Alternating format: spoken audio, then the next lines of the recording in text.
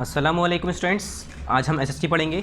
तो सबसे पहले आप अपनी बुक देख लीजिए। आपकी बुक का नाम है a unique book of social studies. ठीक है, क्लास 5th की आपकी एसएसटी की बुक है। तो चैप्टर स्टार्ट करने से पहले हम इसका कंटेंट ओपन कर लेते हैं और आपको सिलेबस बता देते हैं। तो वैसे तो हमने सिलेबस मार्क कर रखा है, आपको कई बार बता रखा है, तो एक बार और फिर से देखते हैं। देखिए स्टूडेंट्स, जब हमने आपको लास्ट बार आपको चैप्टर 16 पढ़ाया था द यूनाइटेड नेशन पार्ट 15 में, तब हमने आपको बताया था कि आपके कितने चैप्टर्स आ रहे हैं एनुअल के एग्ज़ाम में और कौन कौन से आ रहे हैं। ठीक है, ये सारी चीज़ें हमने आपको बता रखा था। तो स्टूडेंट्स यहाँ देखिए, फिर से हमने आपको बताया था चैप्टर 14, 16, 17, 18, 19 कितने 5 चैप्टर बताए थे। ठीक है, 5 चैप्टर बताए थे। तो इसमें चैप्टर 14, चैप्टर 16 हमारा ऑलरेडी कंप्लीट हो चुका है। आज हम पढ़ने जा रहे हैं chapter number 17 function of the United nation. पहले हमने यूनाइटेड नेशन कैसे बना, क्या है ये पढ़ा, अब उसका काम क्या है ये पढ़ेंगे हम चैप्टर नंबर 17 में। पार्ट कौन सा है? पार्ट नंबर 16 में पढ़ेंगे हम। पेज नंबर 93 पर है ये, तो पेज नंबर 93 ओपन कर लिया आप सभी लोग। ठीक है, पेज नंबर 93 स्टार्ट करते हैं चैप्टर अपना पेज नंबर 93 से। ये हमारा पेज नंबर 93 हमने ओपन कर लिया है, आप भी ओपन कर लिए। और यहाँ पर आप सब पे टॉप पर क्या लिखेंगे? पार्ट लिखेंगे। पार्ट कौन सा है? पार्ट है हमारा ये 16। ठीक है, और डेट किस दिन की? यहाँ पर जिस दिन ये वीडियो यूट्यूब पर अपलोड होगी उस दिन की। ठीक है, चलिए स्टार्ट करते हैं। Function of the United nation. United nation का फंक्शन, उसका काम क्या है, क्यों बनाया गया, उसका काम होता क्या है, वो काम क्या करता है, ऐसे ही बना दिया गया क्या, या खाली वर्ल्ड वॉर को रोकने के लिए बनाया गया था? तो चलिए इसके फंक्शंस के बारे में बात करते हैं। तो यहाँ से रीडिंग स्टार्ट करेंगे हम। द यूनाइटेड नेशन ऑर्गेनाइजेशन यानी UNO is a body form by different countries of the world to establish world wide peace and brotherhood. ये कह रहे हैं जो यूनाइटेड नेशन ऑर्गेनाइजेशन है, यूनाइटेड नेशन ऑर्गेनाइजेशन है जिसे हम शॉर्ट फॉर्म में कहते हैं यूएनओ, ये क्या है? एक बॉडी है, एक ग्रुप है जो कि किस लिए बनाया गया? फॉर्म बाय डिफरेंट कंट्रीज़, जो कि वर्ल्ड के अलग अलग कंट्रीज़ के ज़रिए बनाया गया था। To establish world wide peace and brotherhood, किस लिए बनाया गया था? पूरे वर्ल्ड वाइड में शांति और भाईचारा पैदा करने के लिए, भाईचारा लाने के लिए, शांति लाने के लिए क्या किया? ब्रदरहुड कहते हैं भाईचारा। ठीक है, भाईचारा लाने के लिए, भाईचारगी लाने के लिए, और वर्ल्ड वाइड में पीस लाने के लिए, शांति लाने के लिए क्या किया? ये पूरे वर्ल्ड के अलग अलग जगह से, कंट्री से लोग बाग आए और उन्होंने क्या किया? यूनाइटेड नेशन ऑर्गेनाइजेशन यानी यूएनओ फॉर्म की। The official languages of United Nations are French, English, Chinese, Russian and Spanish. जो वहाँ की ऑफिशियल लैंग्वेज है, मतलब जो ऑफिशियल लैंग्वेजेस बोली जाती है वो कौन कौन सी है? वहाँ की कौन कौन सी लैंग्वेजेस बोली जाती हैं वहाँ पर, मतलब यूएनओ के अंदर? फ्रेंच यानी फ्रांस में जो लोग बोलते हैं फ्रेंच स्पीकिंग, इंग्लिश है, चाइनीज़ है, रशियन है, स्पेनिश है। ये मेन लैंग्वेजेस हैं जो ज़्यादातर बोली जाती हैं, क्योंकि वर्ल्ड में भी ज़्यादातर यही लैंग्वेज बोली जाती हैं, तो ज़्यादातर वही प्रेफर की गई है। Organs of the United nation. United nations के ऑर्गन्स क्या क्या हैं, उसमें मतलब पार्ट क्या क्या हैं? The working of the United nation is carried out by it's different organs. जो यूनाइटेड नेशन का काम है वो अलग अलग ऑर्गन्स, अलग अलग हिस्से हैं जो करते हैं। The main organs of the United Nations are discuss below. अब कुछ ऑर्गन्स हैं, कुछ हिस्से हैं जो यूनाइटेड नेशन के कुछ ग्रुप्स हैं, या हम ये कह सकते हैं ग्रुप्स तो नहीं, मतलब कुछ हिस्सों में डिवाइड किया गया है, उन्हें हम कहते हैं ऑर्गन्स। जैसे हमारी बॉडी है उसके अंदर अलग अलग ऑर्गन्स हैं। ठीक है, लिवर है, किडनी है, ऐसे करके हमारे अलग अलग ऑर्गन हैं। तो इसी तरह से यूनाइटेड नेशन के अंदर भी अलग अलग ऑर्गन्स हैं जिसके अलग अलग काम हैं। जो मेन ऑर्गन्स हैं यूनाइटेड नेशंस के वो यहाँ पर दिए हुए हैं। पहला क्या है? The general assembly. दूसरा क्या है? The security council. फिर तीसरा क्या है? Economic and Social council. फिर चौथा क्या है? The secretariat. फिर पांचवा क्या है? The Trusteeship council. फिर छठा the international court of justice. ठीक है, तो वन बाय वन यहाँ पर हमने सारी चीज़ें डिस्कस करेंगे। यहाँ पर सब चीज़ें दी हुई हैं। ठीक है, सब चीज़ें पढ़ते हैं। पहला क्या है? The general assembly. General assembly किसे कहते हैं? The general assembly is the main organ of the UN. General assembly किसे कहते हैं? ये मेन ऑर्गन है यूएन का। ठीक है, it is the largest body of the UN. ये यूनाइटेड नेशन की सबसे बड़ी बॉडी है, सबसे बड़ा ग्रुप कह सकते हैं हम, सबसे बड़ा हिस्सा है। ठीक है, ये क्या है? मेन ऑर्गन है यूनाइटेड नेशन का। जैसे हम कहते हैं हमारी बॉडी का मेन ऑर्गन हमारा हार्ट है। अगर हमारा दिल ख़त्म हो गया, हमारा ख़राब हो गया तो हम मर जाएंगे। मगर ऐसे हमारे बॉडी की बात करें तो मेन ऑर्गन तो हमारी किडनी भी है, मगर किडनी में से एक किडनी भी है तो हम चल सकते हैं, बच सकते हैं। मगर मेन ऑर्गन की बात करें तो ऐसे ही जनरल असेंबली जो है ये मेन ऑर्गन है यूएन की। ठीक है, और ये सबसे बड़ी बॉडी है यूएन की यानी यूनाइटेड नेशन की। It is form by 193 member countries. और इसमें जो है 193 मेंबर हैं अलग अलग कंट्रीज़ के। इसमें कितने हैं? जो जनरल असेंबली है इसके अंदर 193 मेंबर हैं। अब यहाँ देखिए पूरी जनरल असेंबली बैठी है, ये 193 कंट्री के 193 मेंबर्स हैं, अलग अलग कंट्रीज़ के यहाँ पर बैठे हुए हैं, ग्रुप बना हुआ है। ठीक है, इस तरह से मीटिंग ज्वाइन होती है जब मीटिंग होती है। Each country has one vote, और हर कंट्री का एक वोट होता है, मतलब हर कंट्री से एक इंसान होता है, एक वोट होता है। एक हम ये कह सकते हैं अगर वोटिंग होती है, कोई चीज़ पूछी जाती है तो उसमें जो है मेजोरिटी देखी जाती है हमेशा। जैसे क्लास में मॉनिटर बनाया जाता है तो उसमें पूछते हैं, दो बच्चों को खड़ा कर दिया और कहते हैं कि हाथ उठाओ कौन सा बच्चा चाह रहा है कि ये मॉनिटर बने और कौन चाह रहा है ये मॉनिटर बने, तो क्लास में बच्चे जो चाहते हैं वो हाथ उठाते हैं उसकी तरफ से। तो इसी तरह से एक वोट होता है हर कंट्री का इसमें। The meeting is held every year, और ये जो मीटिंग है ये हर साल होती है। Discussion on all actions of the UN are held in the general Assembly, और जितने भी एक्शंस, जितने भी कार्य जितने भी काम हैं, जितने भी काम करने हैं या करे हैं, जो पिछले साल के काम करे हैं या अगले साल के लिए जो तैयारी की जा रही है कि हमें किस तरह से काम करना है, क्या करना है, उसके लिए जो मीटिंग की जाती है वो हर साल होती है। ठीक है, are held in the general Assembly, और ये जनरल असेंबली के अंदर ही ये सारी मीटिंग होती है। जो ये मीटिंग की जाती है ये हमारी जनरल असेंबली के अंदर ही की जाती है। Every member country can present it's ideas and opinion, और जो हर मेंबर है हर कंट्री का, एवरी कंट्री मेंबर मतलब हर कंट्री का जो मेंबर है वो अपना ओपिनियन, अपना आइडिया, अपनी समझ, अपनी सोच वहाँ पर बता सकता है कि हम क्या सोचते हैं, हमें ऐसा करना चाहिए। मान लो हम इंडिया से हैं, कोई पाकिस्तान से है, कोई चाइना से है, कोई अफ़गानिस्तान से है, जो अलग अलग कंट्री के हैं। ठीक है, पाकिस्तान है, इंडिया है, और मैं मानूँ जैसे कि चाइना है। ठीक है, ऐसे हमारा अलग अलग कंट्रीज़ हैं, तो वो सब जो है अपनी अपनी राय बताएंगे कि नहीं हमें जो है ऐसे करके करना चाहिए तो ज़्यादा बेहतर होगा, नहीं हमें ऐसे करना चाहिए। अपनी अपनी राय बताएंगे, जो चीज़ सही लगता है कि हाँ ये इफेक्टिव है, ये काम कर जाएगा, तो हम उसकी राय मानते हैं। फिर members decide routine matters with a simple majority vote, और जो मेंबर हैं वो डिसाइड करते हैं किस तरह का रूटीन मैटर होगा।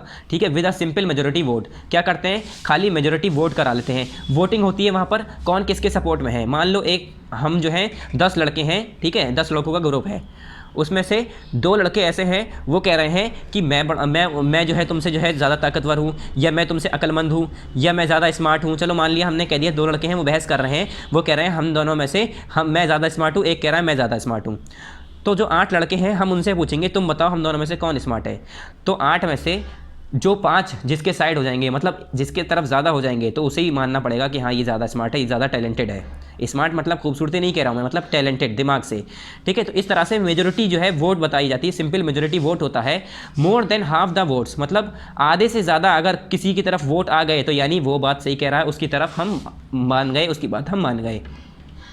Important decisions require a 2/3 majority, और इंपॉर्टेंट डिसीजन जो होते हैं, जैसे खूब बड़े इंपॉर्टेंट डिसीजन हैं, उसके अंदर किसी ने क्या किया, राय दी, अपना क्या किया, अपनी सोच, अपनी समझ उसमें प्रेजेंट की, बताई, अपने आइडिया दिए, तो उसके अंदर 3 ग्रुप होंगे। 3 ग्रुप में से कम 2 ग्रुप आपकी साइड होना चाहिए। अगर 2 ग्रुप आपकी साइड हैं तो 1 ग्रुप बचा वो दूसरे की साइड होगा।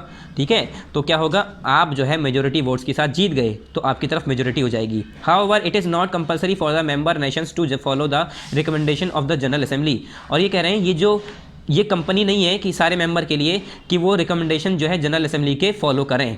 ठीक है, जो जनरल असेंबली रिकमेंड कर रही है वही फॉलो करें, ये ज़रूरी नहीं है। द सिक्योरिटी काउंसिल, दूसरा आया सिक्योरिटी काउंसिल। देखिए यहाँ पर दूसरा क्या था, सिक्योरिटी काउंसिल। ये क्या होता है देखते हैं इसे भी। The security council is the most powerful organ of the UN, ये यूएन की यानी यूनाइटेड नेशन की सबसे ज़्यादा पावरफुल ऑर्गन होता है, पावरफुल हिस्सा होता है ये। ठीक है, सिक्योरिटी काउंसिल। इट इज़, फिर पेज नंबर 94 ओपन करिए इसके बाद। It is responsible for maintaining international peace and security, और यही जिम्मेदार होती है कि किस तरह से इंटरनेशनल पीस और सिक्योरिटी मेंटेन की जाए, किस तरह से पूरे वर्ल्ड में शांति और हिफाजत बनाई जाए, हिफाजत करी जाए। ठीक है, इट कंसिस्ट ऑफ 15 मेंबर, इसके अंदर 15 मेंबर होते हैं, खाली 15 मेंबर होते हैं। 5 of which are permanent member, और जिसमें से 5 मेंबर परमानेंट होते हैं। United nation are USA, United Kingdom, China, France and Russia. और ये जो United Nations, the permanent member of the United Nations, अब ये जो 5 मेंबर हैं इस यूनाइटेड नेशन के, वो कौन कौन से हैं, एक तो USA से है, एक यूनाइटेड किंगडम है, एक चाइना है, फ्रांस है और रशिया है। यानी USA, United Kingdom, China, France और रशिया, 5 ये मेंबर हैं जो हमेशा परमानेंट मेंबर रहते हैं यहाँ के। कौन है ये परमानेंट मेंबर हैं, 15 में से 5 ये परमानेंट हैं, फिर 10 जो बचे वो जो है हो सकता है इंडिया हो या बाकी जगह हो, वहाँ से लिए गए हों। ठीक है, the Economic and Social council, economic और सोशल काउंसिल क्या होता है, ये तीसरा आ गया। The council aims at improving the living condition of the people all over the world. जो काउंसिल है उसका मकसद क्या होता है, वो किस पर ध्यान देती है, वो क्या चीज़ है, उसका मकसद क्या है, उसका एम क्या है, उसका टारगेट क्या है। Improving the living condition of the people, सारे लोगों की लिविंग कंडीशन को इम्प्रूव करना, यही उसका काम होता है। ऑल ओवर द वर्ल्ड, खाली अपनी जगह पर नहीं, पूरे वर्ल्ड में। मतलब पूरे दुनिया में, पूरे वर्ल्ड में जो लोगों की रहने की कंडीशन है उस कंडीशन को अच्छा करना, यही काम है किसका? इकोनॉमिक और सोशल काउंसिल का। It set up committees to study issue of social injustice, racial discrimination and inequality of women। और इसके लिए जो है एक कमेटी बैठती है पूरी, वो इश्यूज़ पर, इन मुद्दों पर बात करती है, सारे जितने भी मैटर हैं, जितने भी मामले हैं उसके ऊपर पढ़ती है और फिर क्या करती है इसके लिए कुछ कमिटीज़ बैठाकर उसके डिस्प्यूट सेटअप करे जाते हैं। वो किस तरह के सेटअप इश्यूज़ होते हैं, किस तरह के इश्यूज़ होते हैं? जैसे सोशल इंजस्टिस, रेशियल डिस्क्रिमिनेशन या इनइक्वलिटी ऑफ वुमेन, इस तरह के इश्यूज़ जो होते हैं उन पर बात की जाती है। एक कम्युनिटी की बैठती है, पूरा डिस्कशन होता है। इट प्रोटेक्ट ह्यूमन राइट, ये ह्यूमन राइट को प्रोटेक्ट करता है। क्या करता है बच्चों? ये ह्यूमन राइट को प्रोटेक्ट करता है। ठीक है, क्या करता है ये? फिर से देखिए, इट प्रोटेक्ट ह्यूमन राइट्स, ये ह्यूमन राइट्स को प्रोटेक्ट करता है। It sends food, clothing and other essential communities to the poor and to those affected by natural calamities. क्या होता है? जो पुअर यानी गरीब लोग हैं, या वो लोग जो बाढ़ में या किसी नेचुरल यानी जो कुदरती कोई तबाही आई, कैलेमिटीज़ आई, परेशानी आई, उस कंडीशन में क्या करते हैं ये लोग क्या करते हैं? उन्हें जो है दवाइयाँ, कपड़े, खाना ये सब पहुँचाते हैं। ठीक है, और ह्यूमन राइट्स को प्रोटेक्ट करते हैं।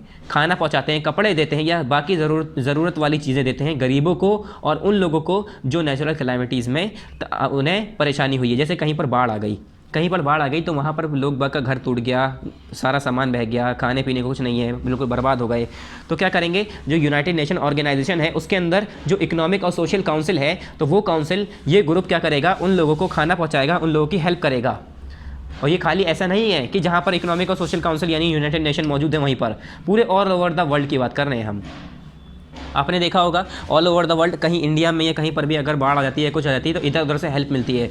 इंडियन गवर्नमेंट उसमें काम करती है, तो इंडियन गवर्नमेंट भी, तो इंडिया भी तो इसी का पार्ट है, यूनाइटेड नेशन का। ठीक है, फिर आया द सेक्रेटेरिएट, ये है हमारा सेक्रेटेरिएट, आपको दिख रहा होगा, सबकी पिक्चर आपको दी हुई है यहाँ। The secretariat is the executive branch of the UN, ये जो है यूनाइटेड नेशन की एग्जीक्यूटिव ब्रांच है सेक्रेटेरिएट। ठीक है, सेक्रेटेरिएट ये हमारी यूनाइटेड नेशन की एग्जीक्यूटिव ब्रांच है। Its head is known as the secretary General, और इसका जो हेड होता है, मतलब जैसे हम क्लास का एक टीचर होता है, एक मॉनिटर होता है, ऐसे स्कूल का एक प्रिंसिपल होता है, हेड होता है जो पूरे स्कूल को चला रहा होता है, या किसी कंपनी का मैनेजर होता है जो पूरे कंपनी को मैनेज कर रहा होता है। इसी तरह से इसका एक क्या है? हेड है, जिसे हम कहते हैं सेक्रेटरी जनरल। सेक्रेटरी जनरल कहते हैं हम इसे। The secretary general is appointed by the general assembly on the recommendation of the security council. जो सिक्योरिटी काउंसिल है, जो मैंने अभी पीछे बताया था सिक्योरिटी काउंसिल, उसके रिकमेंडेशन के बाद वो रिकमेंड करती है, वो बताती है, उसके हिसाब से जनरल असेंबली बैठती है और असेंबली बताती है कि किसे सेक्रेटरी जनरल बनाना है। हमें पूरी एक जनरल असेंबली बैठती है, वो लोग जो है अपॉइंट करते हैं एक सेक्रेटरी जनरल, और वही जो है यूएन के अंदर जो हमारा सेक्रेटरीट है उसका हेड हो जाता है। ठीक है, यानी वही सारा काम सेक्रेटरीट के अंदर देखता है। The secretary general is the head of the secretariat and act as United Nation spokes person. जो सेक्रेटरी जनरल होता है वो सेक्रेटरीट का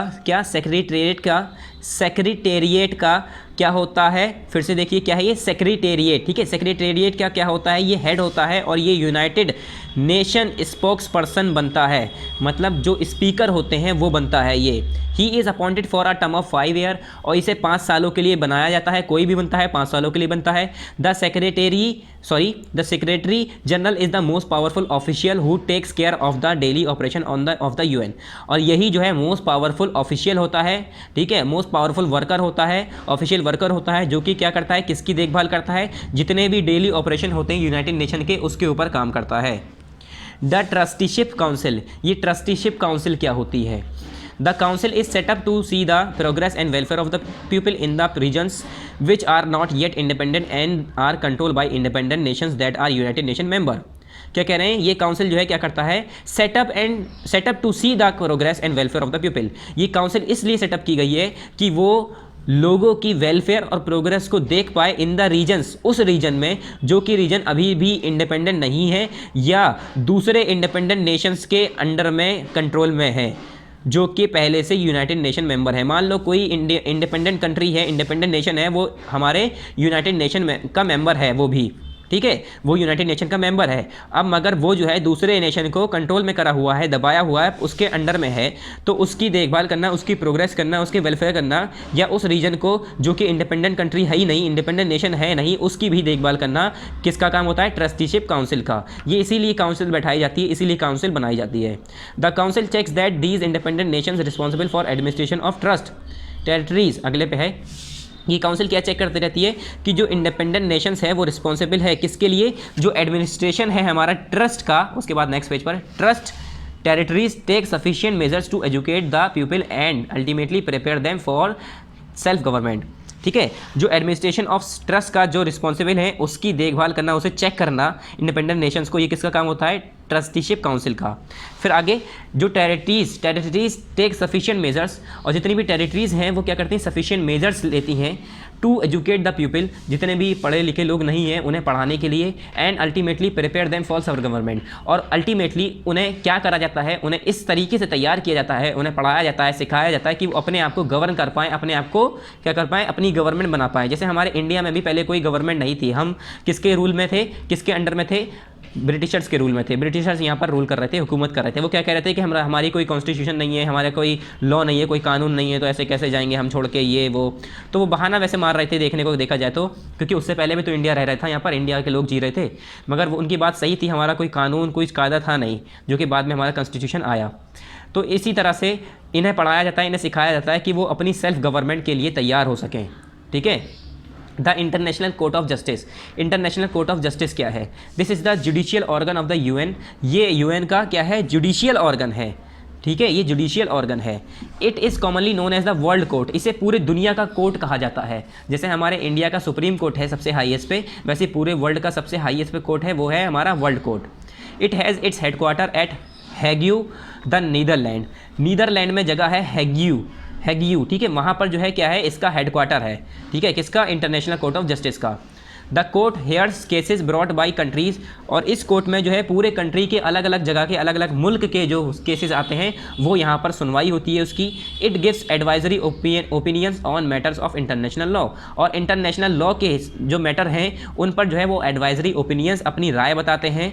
ठीक है, द कोर्ट हैज़ 15 जजेस इलेक्टेड फ्रॉम डिफरेंट कंट्रीज़। और इस कोर्ट के अंदर 15 जज होते हैं, 15 जज जो कि अलग अलग कंट्री से इलेक्ट किए गए हैं, अलग अलग मुल्कों से जो कि रखे गए हैं, अलग अलग मुल्कों से जो लोग यहाँ पर आए हैं वो 15 जजेस यहाँ पर हैं अलग अलग मुल्कों के। Specialised agencies of the UN. ये क्या है? कुछ यूएन की स्पेशलाइज्ड एजेंसीज़ की बात करेंगे। हमने यहाँ पर अभी क्या क्या पढ़ लिया? हमने यहाँ पर इंटरनेशनल कोर्ट ऑफ जस्टिस तक पढ़ लिया, ये 6 के 6 पूरे पढ़ लिए। अब हमारा नया टॉपिक स्टार्ट होता है specialised agencies of the UN. UN की स्पेशलाइज्ड एजेंसीज़ के बारे में। For discharging various duties and functions. ये कह रहे हैं काफ़ी अलग अलग ड्यूटीज़ और फंक्शंस को डिस्चार्ज करने के लिए क्या है? The United nation has set up several agencies. United nation जो है उसने जो है कुछ सेटअप्स की हैं एजेंसीज, कुछ सेवरल एजेंसीज बनाई हैं अलग अलग फंक्शंस करने के लिए, अलग अलग काम करने के लिए। इन्होंने अलग अलग एजेंसीज़ बना दी हैं, अलग अलग। ये समझ लीजिए जैसे कि हमारे क्लास स्कूल होता है, स्कूल में अलग अलग स्टूडेंट होते हैं अलग अलग लेवल के, कोई फर्स्ट क्लास सेकंड क्लास, तो अलग अलग उन्हें नॉलेज होती है।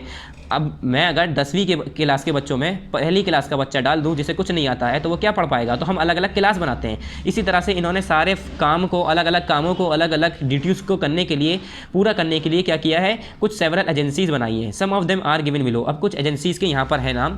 पहला है यूनिसेफ। यूनिसेफ क्या है? United nation international children emergency fund.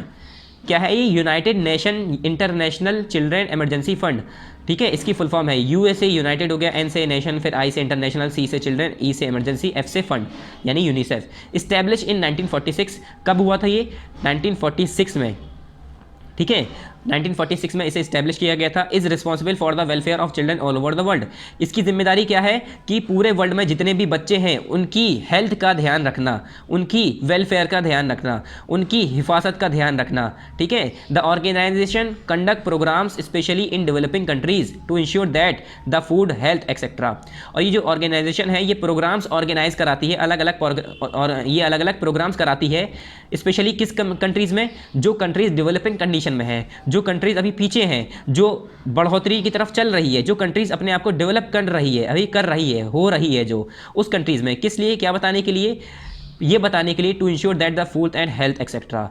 खाने के बारे में, हेल्थ के बारे में, ये सारी चीज़ें, एजुकेशन के बारे में, बच्चों की एजुकेशन के बारे में, ये सारी चीज़ें क्या करते हैं, इंश्योर करते हैं। It also helps the children in the field of education, यहाँ तक कि ये बच्चों को एजुकेशन के फील्ड में भी हेल्प करते हैं। Its headquarter is in New York, इसका हेडक्वार्टर न्यूयॉर्क में है। In our country we have started many programme with the help of UNICEF, क्या नाम है, Anganwadi is one of them. ये कह रहे हैं हमारे कंट्री में, इंडिया में, इसी यूनिसेफ की मदद से हमने काफ़ी जो है प्रोग्राम स्टार्ट कर चुके हैं, काफ़ी स्टार्ट कर रहे हैं। एक है इसी में से anganwadi is one of them. Anganwadi क्या होता है, बच्चों की देखभाल की जाती है, उसमें पढ़ाया लिखा जाता है, उसमें देखभाल की जाती है। फिर आया the UNICEF also undertake teachers training programmes for physically and mentally challenge children.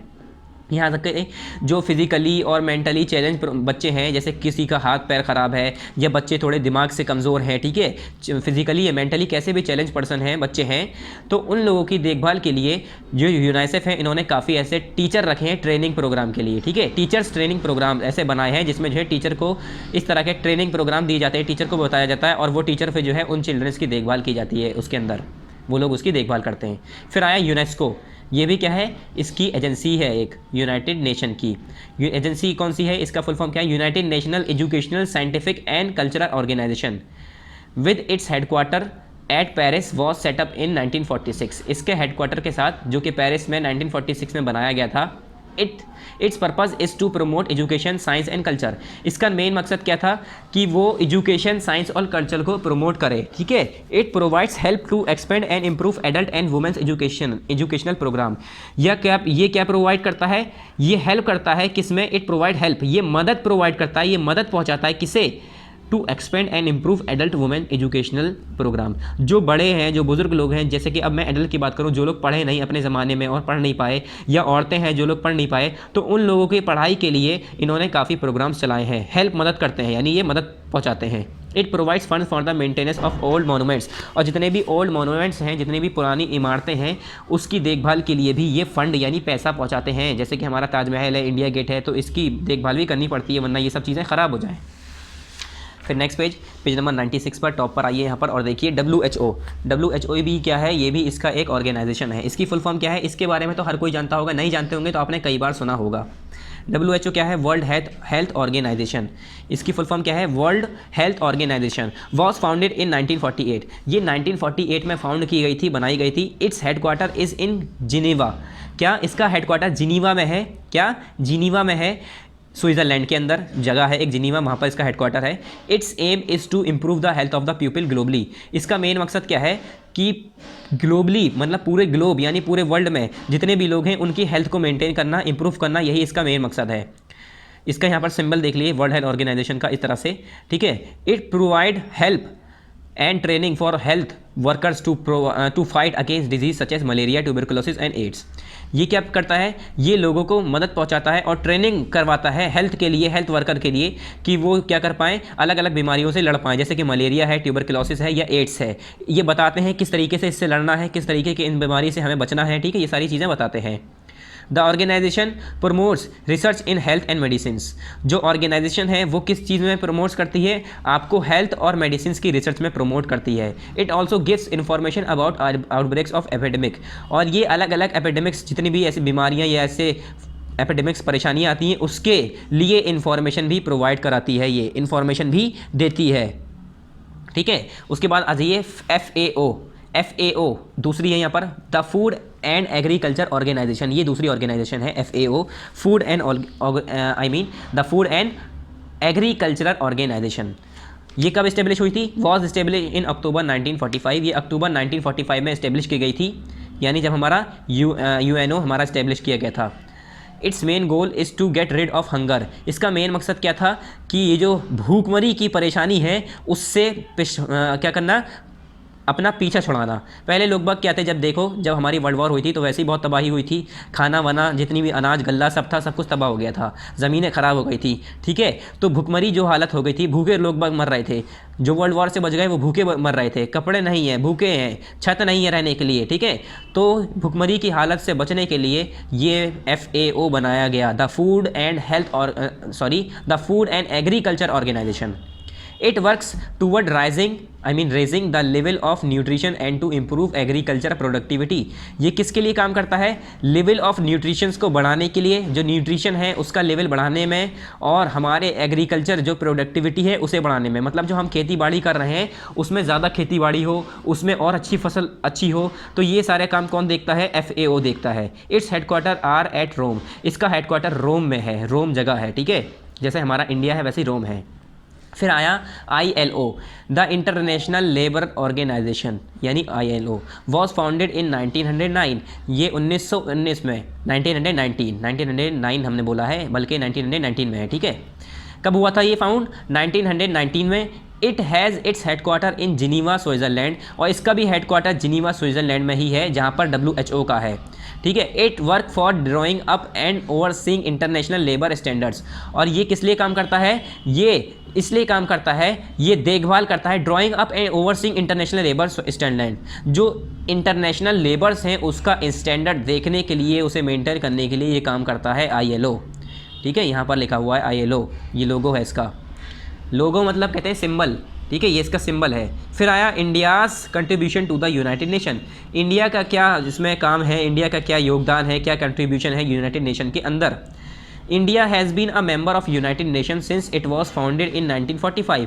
India जो है यूनाइटेड नेशन का मेंबर कब से है? जब वो फाउंड हुआ था, जब वो बनाया गया था 1945 में।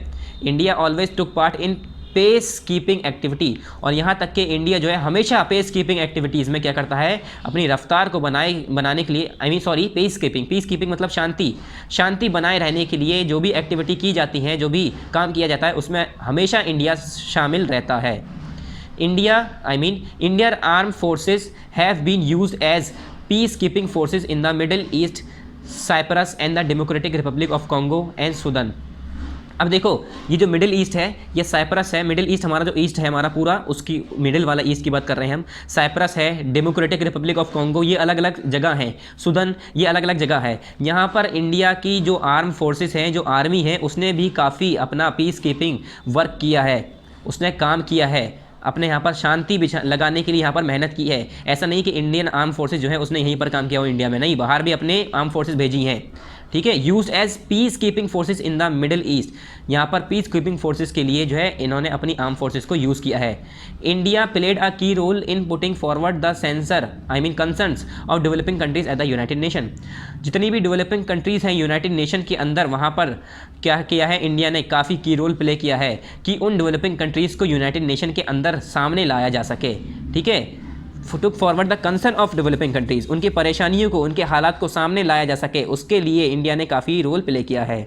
फिर next, India actively oppose the policy of apartheid, और जितनी भी पॉलिसी ऑफ अपार्थाइड है उसे हमेशा इंडिया जो है क्या करता है? अपोज करता है, उसके खिलाफ रहा हमेशा। The policy of considering black as inferior to, यहाँ तक के inferior to whites in South Africa. South Africa के अंदर पहले क्या था? जो काले लोग होते थे, जितने भी काले लोग होते थे, उन्हें जो है नीचा माना जाता था, कम माना जाता था गोरे लोगों के सामने। तो उसके खिलाफ भी हमेशा इंडियंस रहे हैं, इंडिया जो है हमेशा उसके खिलाफ रहा, और वो यही कहता रहा, काले हों या गोरे हों सभी बराबर हैं, ब्लैक हों या वाइट हो सभी बराबर हैं, ठीक है। तो हमेशा जो है साउथ अफ्रीका के अंदर जितने भी वाइट्स थे उसके खिलाफ रहे, क्योंकि ये लोग क्या करते थे? ब्लैक को जो है कुछ भी कंसिडर नहीं करते थे और इन्फीरियर मानते थे, नीचा मानते थे। फिर नेक्स्ट पेज पर, finally due to the pressure of the United nation and countries like India, apartheid was abolish in South Africa. फिर बाद में क्या हुआ? जैसे कि प्रेशर आता रहा यूनाइटेड नेशन और कुछ कंट्रीज़ का, जैसे कि इंडिया का, तो जो अपार्थाइड सिस्टम था ये ख़त्म कर दिया गया। अपार्थाइड सिस्टम में क्या था? कि किसी एक ग्रुप को जो है नीचा मानना, ठीक है। अपार्थाइड सिस्टम में क्या था? किसी एक ग्रुप को नीचा मानना। जैसे साउथ अफ्रीका में जो है नेल्सन मंडेला थे और बहुत सारे ऐसे लोग थे जिन्होंने लड़ाइयाँ की। उसमें क्या था? काले जो लोग थे, जो ब्लैक्स अफ्रीकन थे, उन लोगों को क्या किया जाता था? उन्हें यहाँ तक कि कोई काम नहीं था, उनका इलाका अलग था, उनके रास्ते अलग थे, उनका स्कूल अलग था, सब कुछ अलग था, पढ़ने की इजाज़त नहीं थी, सब कुछ मना था, ठीक है। तो ये बाद में काफ़ी यूनाइटेड नेशंस के प्रेशर की वजह से और काफ़ी कंट्रीज़ के प्रेशर की वजह से, जैसे कि इंडिया है, ये जो अपार्थाइड सिस्टम था ये ख़त्म कर दिया गया साउथ अफ्रीका के अंदर। India establish relation with south Africa only after this, और इसके बाद ही फ़ौरन फिर इंडिया ने इसके साथ रिलेशन बना लिए, अपने रिश्ते बना लिए, वरना इससे पहले इंडिया का साउथ अफ्रीका से कोई रिलेशन नहीं था, कोई रिश्ता नहीं था, ठीक है। क्योंकि ये लोग जो है क्या करते थे? अनडिस्क्रिमिनेशन करते थे, डिस्क्रिमिनेशन करते थे, मतलब इनडिस्क्रिमिनेट थे, ये ये इक्वलिटी नहीं प्रोवाइड कर रहे थे, मेनली मैं ये कहूँ डिस्क्रिमिनेट थे, ये लोग डिस्क्रिमिनेशंस कर रहे थे, ठीक है। फिर यहाँ देखिए, many Indians are working in the UN agencies, और काफ़ी इंडियन हैं जो कि यूएन एजेंसीज़ में काम कर रहे हैं। India has also receive help from the agencies for its development programme, और यहाँ तक कि इंडिया को भी काफ़ी जो है इनकी वजह एजेंसीज से काफ़ी हेल्प मिली है डेवलपमेंट प्रोग्राम्स के लिए। जो हमारे इंडियंस के अंदर, इंडिया के अंदर जो हमारे डेवलपिंग प्रोग्राम्स बनाए जाते हैं, डेवलपमेंट के लिए प्रोग्राम्स तैयार किए जाते हैं, उसके लिए भी काफ़ी हेल्प मिली है हमारी इन यूएन एजेंसीज़ के ज़रिए। फिर आ जाते हैं इसकी एक्सरसाइजेस पर। पहला है टिक द करेक्ट ऑप्शन, जो कि हमें किस पे करना है, बुक में करना है। तो पहला देखिए, dash is formed by 193 member countries, कौन सा ऐसा है इन तीनों में से जो कि 193 मेंबर के ज़रिए, जो कंट्री के 193 मेंबर मिलकर बनाते हैं, सिक्योरिटी काउंसिल, ट्रस्टीशिप काउंसिल, या जनरल असेंबली, या सेक्रेटेरिएट। तो कौन बनाता है, और सॉरी कितने मेंबर, 193 मेंबर कौन, जिसमें जो है ये कहना चाह रहे हैं कि 193 मेंबर जो है अलग अलग कंट्रीज़ के मिलकर इन चारों में से क्या बनाते हैं। तो इसका ऑप्शन नंबर बी है बच्चों। क्या है option number B, general assembly. General assembly में ही 193 मेंबर अलग अलग कंट्री के मिलकर बनाते हैं। ठीक है, the general assembly is form by 193 member of different countries और कंट्रीज़। ये हो गया हमारा 193 मेंबर वाला। ठीक है, बी हो गया जनरल असेंबली, पहले का हो गया बी। दूसरा देखिए, the secretary general is appointed for a term of 5 year. जो सेक्रेटरी जनरल होता है उसे कितने साल के लिए बनाया जाता है, सेक्रेटरी जनरल उसे बनाया जाता है 5 सालों के लिए। तो यहाँ लगा दिए 5 ईयर पे, टिक डी पर। ठीक है, उसके बाद third, the headquarter of WHO is at. ये कह रहे हैं जो WHO का हेडक्वार्टर है वो कहाँ पर है, न्यूयॉर्क में है, जिनीवा में है, पेरिस में है, या लंदन में है। तो मैंने बताया था हेडक्वार्टर जो है WHO का और ILO का, ठीक है, ILO और WHO का दोनों ही कहाँ था, जिनीवा में, जो कि कहाँ पर है, जिनीवा स्विट्ज़रलैंड में है। ठीक है, स्विट्ज़रलैंड में। तो यहाँ पर लगाएंगे आप जिनीवा। थर्ड क्या है, जिनीवा। थर्ड का क्या हो गया, जिनीवा, ऑप्शन नंबर सी। इसके बाद आइए फोर्थ पर, the main goal of FHO is to get rid of.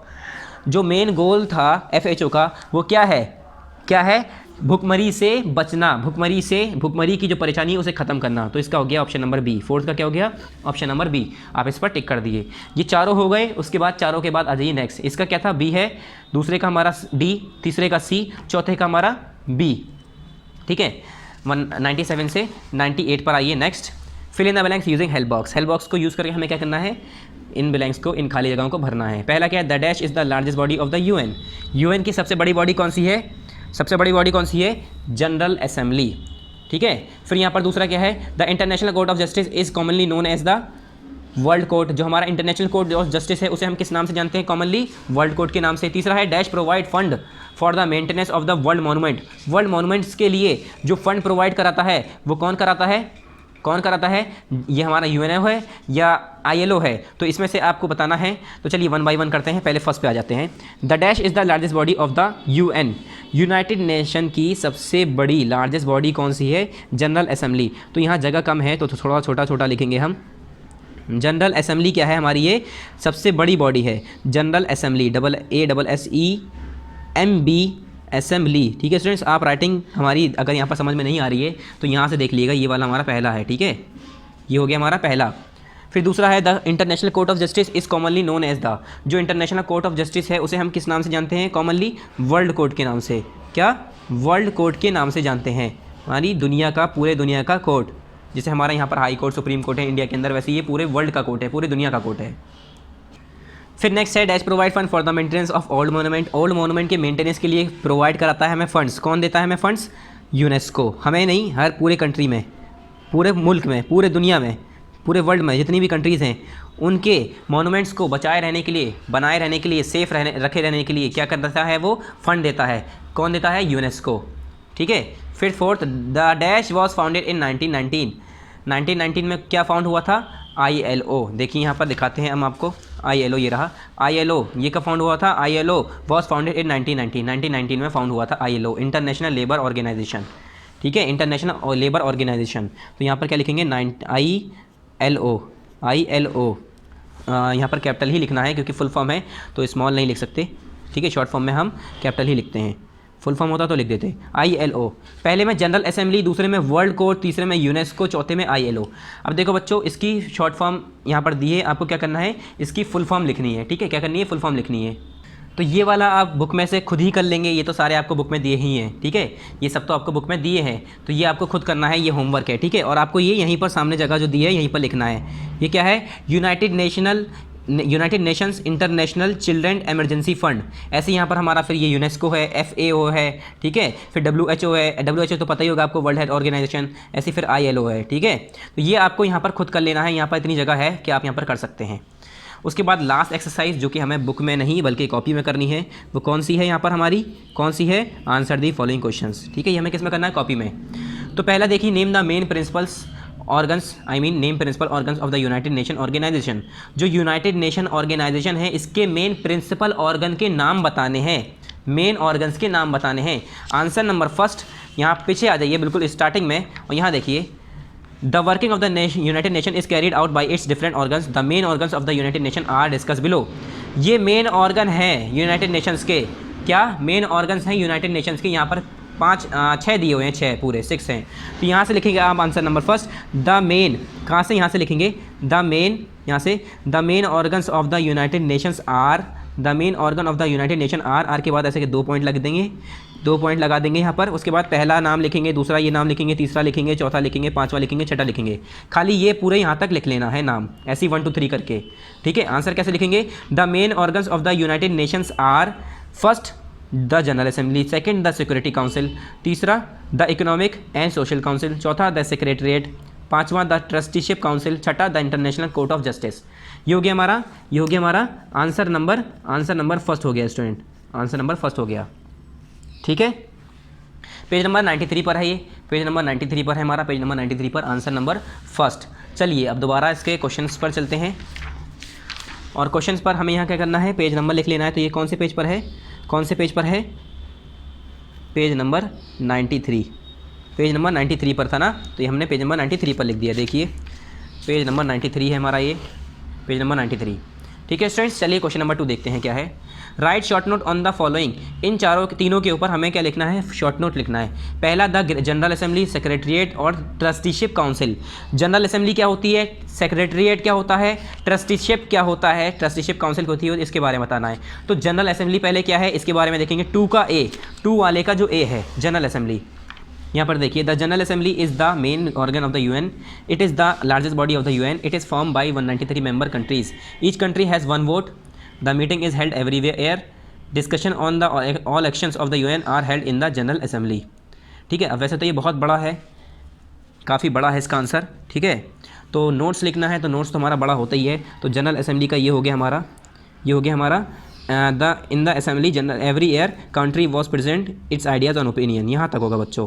Answer number 2 है, कौन सा, 2 का ए है, ए वाले तो है ये हमारा, ABC 3 करके हैं, तो ये हो गया आंसर नंबर 2।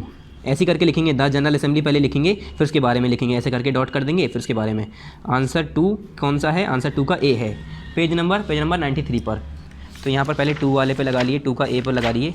ये वाला तो हमारा पेज नंबर 93 पर है, सारे हमारे किस में हैं, सारे हमारा क्वेश्चन 2 का ही है, मगर ये 2 का ए है, तो 2 का ए है हमारा पेज नंबर 93 पर। फिर हमारा द सेक्रेटरीट, सेक्रेटरीट यानी आंसर 2 का बी, क्वेश्चन 2 का बी सेक्रेटरीट, ये क्या है हमारा, ये 94 पर देखते हैं इसका, पेज नंबर 94 पर देखिए सेक्रेटरीट, यहाँ पर ये रहा हमारा सेक्रेटरीट 94 पर। The secretary is the executive branch, ये क्या है, एग्जीक्यूटिव ब्रांच है UN की। Its head is known as the general secretary, secretary general कहलाता है जो इसका हेड होता है। The secretary general is appointed by the general assembly on the recommendation of the security council.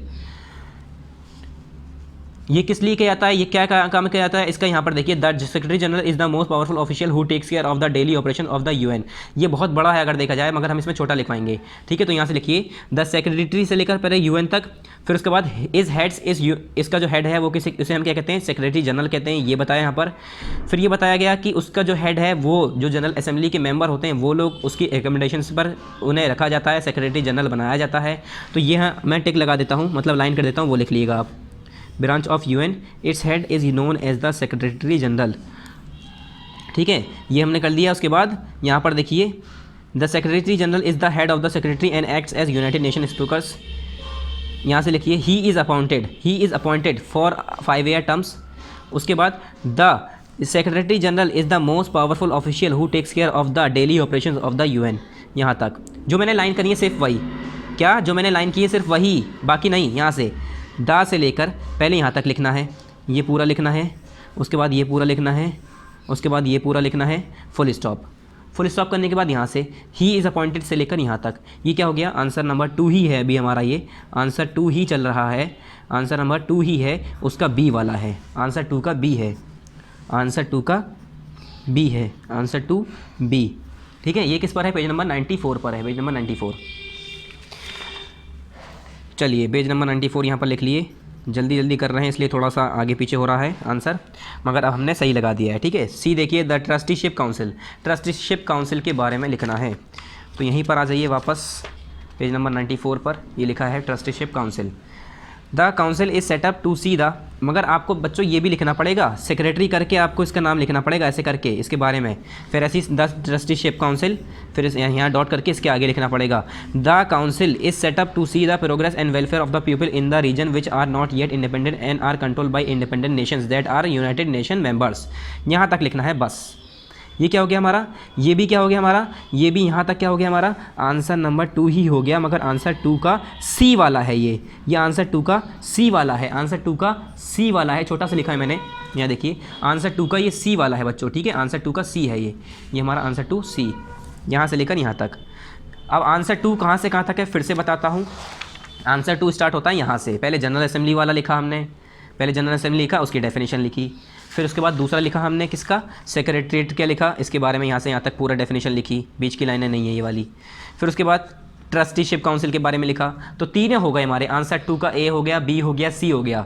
ठीक है, और सी वाला भी हमारा किस पे है, 94 पर, तो यहाँ पर भी पेज नंबर लिख देता हूँ, ये सी वाला भी किस पे है, पेज नंबर 94। ठीक है, फिर 3 है, what is the main purpose of UNICEF and UNESCO. UNICEF और यूनेस्को का मेन पर्पस क्या है, मेन मकसद क्या है, तो मेन मकसद क्या था यूनाइटेड इसका, यूनेसेफ और यूनेस्को का।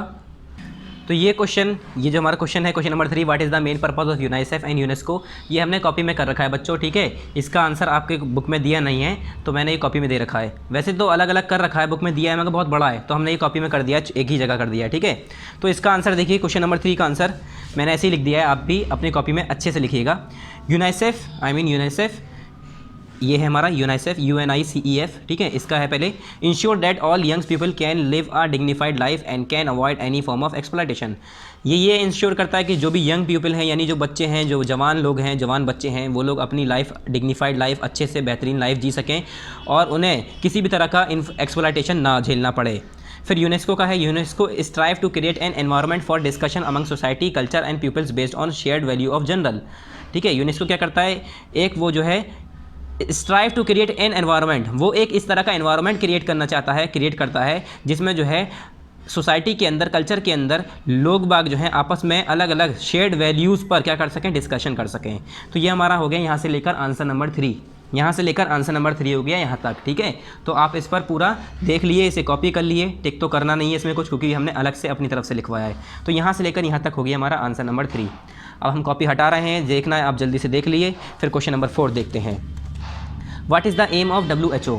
WHO का एम क्या है, मकसद क्या है, मेन मकसद क्या है, मेन काम क्या है WHO का। तो इसका तो बुक में है यहाँ पर मौजूद, तो देखिए यहाँ पर देखिए 96 पेज नंबर पर टॉप पर WHO।